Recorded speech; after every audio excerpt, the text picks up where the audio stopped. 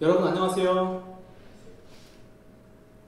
오늘 청소년부 친구들 중에 가장 힘들어 보이는 친구는 제가 봤을 때 다인이에요. 다인이가 그렇게 우울해 있는 모습 처음 봐요. 늘 항상 해맑고 밝던 아이인데 시험이 어쨌든 이번 주 다 시험 시험 끝난 친구들도 있고 시험 기간의 친구들도 있을 텐데 조금만 더 힘내서 우리 친구들이 좋은 결과 잘 맞을 수 있도록 했으면 좋겠습니다. 자, 앞에 옆에 있는 우리 친구들과 선생님들께 한번 이렇게 인사해 볼까요? 이번 한 주도 건강하셨나요? 이번 한 주도 건강하셨습니까? 담 쌓았어요. 현우랑 임보, 시연이? 친하지 않아요? 친하죠? 네, 그럼 이렇게 대답해 주세요. 건강하셨다니 참 감사할 일입니다. 건강하셨다니 참 감사합니다. 손이 싸웠어요, 다행이요? 네. 자, 이번 주는 뻥이 아니라 우리 친구들이 많이 그리웠던 한 주가 됐어요. 여러분들도 그렇죠? 성원이? 맞아요?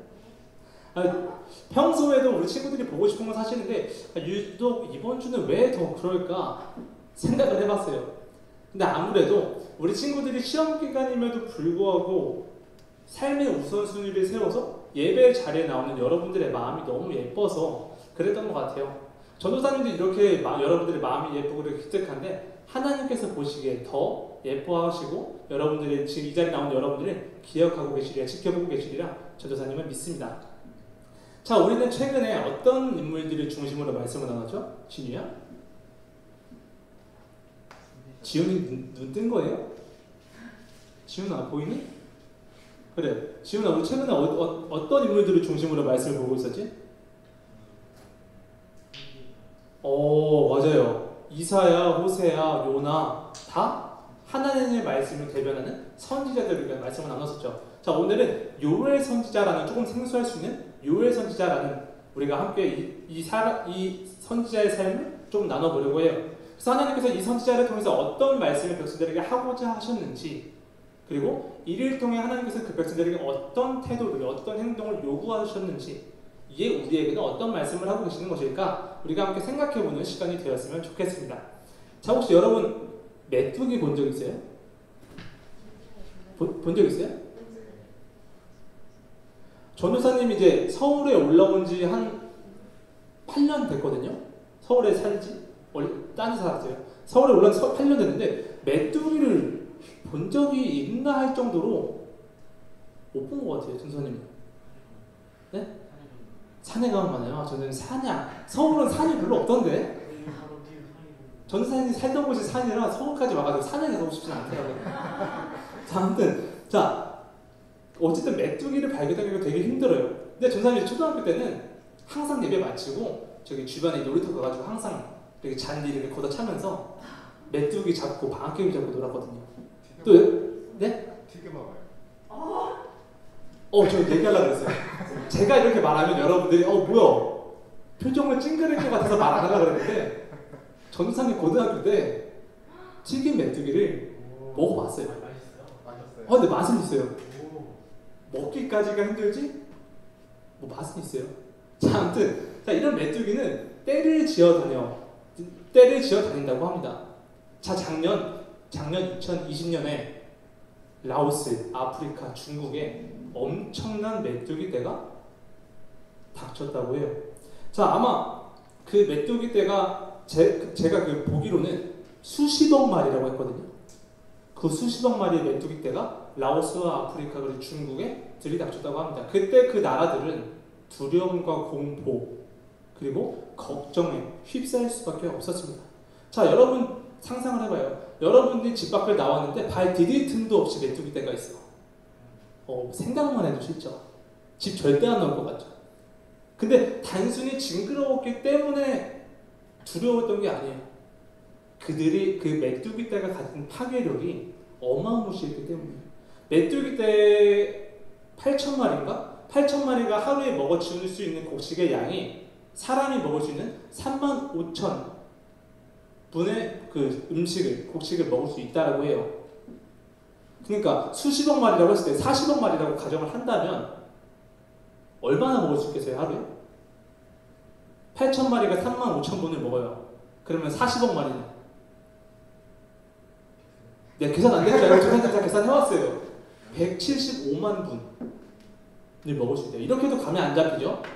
4인 기준으로 아침, 점심, 저녁을 다 먹는다고 했을 때 400년을 먹을 수 있는 양이에요.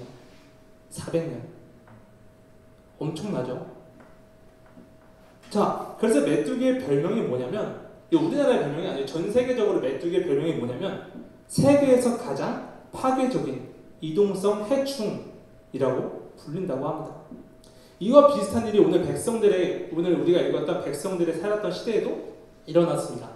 그 메뚜기 떼가 얼마나 많았는지 그 사람들이 이 메뚜기 떼를 보고 재앙이라고 부를 정도였어요.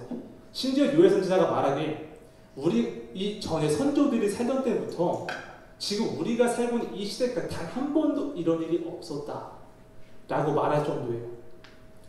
물론 한참 전에 애굽 땅에 메뚜기 재앙이 임한 적은 있었죠. 근데 이스라엘 백성들이 살고 있는 그 땅에서는 단 한 번도 이런 일이 일어난 적이 없었습니다.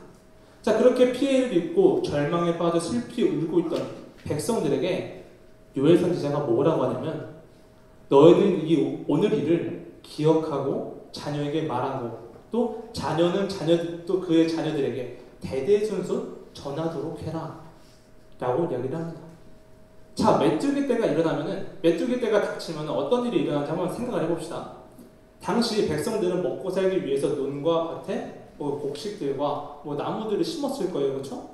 곡식들, 나무, 무화과 나무, 사과나무, 어쨌든 그런 종류들의 나무를 심었을 텐데 갑자기 메뚜기 떼가 나타나서 곡식, 나무 열매 할 것 없이 잎사귀까지 다 모두 갉아먹어 버렸습니다. 자, 그렇다면은 더 이상 먹을 게 있었겠어요? 민구야, 있었을까 먹을 게? 메뚜기가 다 먹었는데? 없었겠죠. 그뿐만이겠어요? 이제는 먹을 것이 없으니까, 이제 그 밭이 없으니까 그 밭을 관리하도록 고용한 사람도 필요가 없어졌어요. 일자리를 잃은 거죠. 왜? 내가 고용한다고 해도 내가 관리할 밭이 없거든. 메뚜기 떼가 다 먹어버렸는데.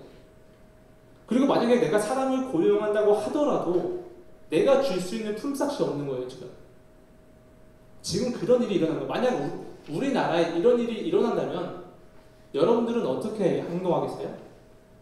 여러분들은 어떻게 할 거예요? 이런 재앙과 같은 일이 우리나라에 일어난다면 성훈이 어떻게 할 거예요? 먹을 게 없어.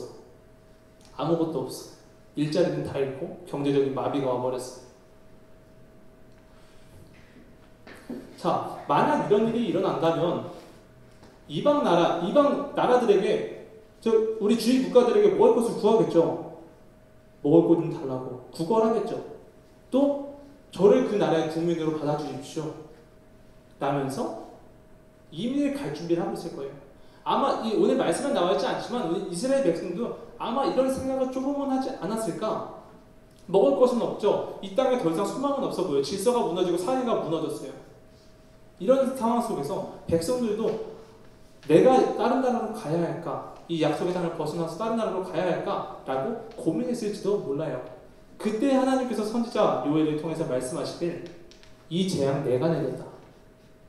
이 메뚜기 떼는 자연적인 현상이 아니라 너희의 잘못으로 인한 심판의 결과다 라는 것을 깨닫도록 하셨습니다. 자, 전도사님 이제 초등학교 때를 기억하면 왠지 모르겠는데 항상 맞았던 기억만 있어요. 제 기억에는 제가 모범생이었거든요. 미화가 된 건지 항상 생각하면 맨날 숙제 안 해가서 맞았던 기억밖에 없어요. 근데 선생님들께서 그렇게까지 체벌을 하시고 혼내시면서 여러분들에게 그렇게 숙제를 해와라 해와라 하시는 이유가 뭘까요? 네, 잘 돼요. 또 그렇게 체벌을 내리시는 이유가 뭐예요? 아, 내가 저 앞에 맞는 친구 보면서 아, 내가 숙제를 안 하면 저렇게 될 수 있겠구나. 선생님이 들고 계신 저 드럼스틱이 악기로서의 드럼스틱이 아니라 무기가 될 수 있겠구나 라는 것을 깨닫고 아, 내가 더 열심히 잘해야지, 내가 잘 해와야지 라는 생각을 갖도록 하나님께서 백성들에게 이 재앙을 내리신 이유는 내가 여러분들에게 내가 이렇게 경고하는 거 하나님께서 여러분 그 백성들에게 경고를 주시는 거예요. 요엘 선지자로 하여금 이 재앙의 심판이 하나님의 심판, 이 재앙이 하나님의 심판으로 인한 것이다 라는 것을 인식하도록 하고 그들에게 경고하시는 거예요. 너희는 나를 떠나 살 수 있는 존재가 아니다. 반대로 말하면 너희가 지금 먹고 있는 것, 너가 입은 것, 너희가 지금 살 수 있는 모든 환경을 조성한 것, 그거 나다 라는 것을 인식하도록 경고하시는 말씀으로 재앙을 내리신 것이었어요. 경고에는 이런 목적도 있죠. 하지만 회개하며 하나님께 돌아오도록 하기 위한 목적도 있습니다. 요엘은 백성들에게 말하길 포도주를 마시는 자들아, 농부들아, 또 제사장들아, 너희는 슬피 울어라. 마치 이 모습은 부모님의 품을 떠나서 가출한 어린아이가 지금 앞으로 어떻게 먹고 살지를 어떻게 살지를 몰라 그 위해서 헤매이며 울고 있는 모습을 떠올리게 하죠. 자, 여러분들에게 물어볼게요. 이 집을 나온 아이, 부모님을 나온 아이가 자신의 먹을 것에 대한 문제, 여러 삶의 문제를 해결하기 위해서는 어떻게 해야 돼요? 진우야? 간단하죠. 집으로 돌아가면 돼요. 부모님이 계신 집으로. 부모님께로 돌아가면 돼요. 근데 만약 아이가 내가 여기서 더 걸어가면 더 집으로부터 멀어지니까 그냥 여기서 멈춰 있어야겠다 라고 생각하고 집으로 가지 않고 그 자리 그 길 위에 있다라면 그 아이의 그 문제들이 해결이 될까요? 그냥 내가 더 가지 않는다 뿐이지 그 문제가 해결되진 않아요. 마찬가지로 내가 저질렀던 잘못들 그냥 두고 단순히 하나님 제가 이런 잘못을 저질렀습니다. 죄송합니다. 두 번 다시 이런 죄 짓지 않겠습니다. 라고 기도하는 것은 참된 회개가 아니에요. 참된 회개는 내가 꼭 용서를 받아야겠다라는 간절한 마음으로 울면서 금식하면서 나의 잘못을 인정하고 길을 돌려 하나님께로 돌아가는 것까지 내가 하나님께 순종하겠다, 철저히 순종하겠다라고 고백하는 것까지가 회개예요. 오늘 요엘 선지자는 백성들에게 이제라도 금식하며 울며 마음을 다하여 하나님께 돌아가야만 합니다. 그냥 옷만 찢으며 하는 그런 겉모습의 회개 말고 내 마음을 찢으며 하나님께 돌아가야 합니다. 우리가 회개할 때 자비로우신 하나님께서 우리에게 향한 그 하나님의 뜻을 돌이키시고 재앙을 걷어주실 것입니다. 라고 말씀을 담대히 선포했습니다. 사랑하는 청소년부 친구들, 오늘 우리는 요엘이라는 선지자가 통해 그 살았던 시대, 그 당시에 임했던 재앙의 목적과 이유를 우리가 함께 살펴봤습니다. 자, 말씀 속 우리가 메뚜기 재앙이 왜 일어났다고 했죠? 백성들에게? 백성들의 잘못으로 인한 하나님의 심판의 결과로 일어났어요. 그러면 그게 하나님께서 그 재앙을 내리신 목적은 뭐라고요? 나의 잘못을 인정함과 동시에 진정한 회개가 일어나는 것. 여러분, 회개는요, 하나님께서 여러분에게 주시는 기회예요, 기회. 하나님의 심판을 피해갈 수 있는 기회. 또 나를 구원하신 하나님께 나아올 수 있도록 하신 기회입니다. 하지만 우리는 하나님께서 주신 이 기회를 가볍게 여기고는 그냥 겉으로 그냥 기도하는, 회개하는 신용만 하죠. 나의 잘못을 인정한다고 말하면서 잘못된 길에서 돌이킬 생각 없이 그냥 그 길에 머물러 있습니다. 내가 더 가지 않는다 뿐이지 그냥 그 자리에 내가 내 잘못을 멈추고 그냥 가만히 길 위에 서 있어요. 말씀을 읽지 않는 것, 또 기도하지 않는 것, 예배 빠지고 좀 더 자고 또 학원 가면서 두 번 다시 하나님 그렇게 하지 않겠습니다. 하나님 내가 하나님 삶의 우선순위를 세워 예배의 자리에 나오겠습니다. 라고 기도하면서 회개하면서 지금 우리 삶을 되돌아보면은 어때요? 그대로일 때가 더 많죠. 나의 잘못을 인정하는 하나님께로 되돌아가지 않는 그 기도, 그 회개는 반쪽짜리 회개입니다. 하나님께서 받으시는 회개는 나의 잘못을 뼈저리게 느끼고 마음이 찢어지는 듯한 그 슬픈 마음으로 기도하며 동시에 내가 하나님의 말씀에 철저히 순종하겠다. 하나님의 말씀으로 인하여만 기쁨을 누리겠다. 라고 하는 마음의 고백과 삶의 고백. 자, 곰곰이 생각해보세요. 우리가 이제까지 했던 그 회개가 진정한 참된 회개였나요? 아니면 반쪽짜리 회개였나요? 참된 회개가 일어날 때 하나님께서 여러분들의 그 죄를 용서해 주시고 사랑으로 품어주시고 값없는 은혜를 내려주시리라 전도사님은 확신합니다. 그러므로 우리 친구들이 먼저 잘못을 인정하기 싫어하는 내 교만, 내 고집을 꺾고 완전히 꺾어버리고 금식하며 슬피 울며 정말 간절한 마음으로 회개하시는 청소년부 친구들이 되기를 원합니다. 여러분 안에 참된 회개가 일어나고 하나님의 자비하심을 경험을 할 때 여러분 나를 향한 하나님의 구원하신 하나님의 하나님의 마음, 나를 구원하신 하나님께 감사하는 마음이 배가 될 줄로 믿습니다. 뿐만 아니라 여러분 마음 가운데 기쁨이 넘쳐르고 하나님께 감사하는 마음이 기뻐 넘치리라 전도사님은 확신합니다. 시간 함께 기도드리시겠습니다.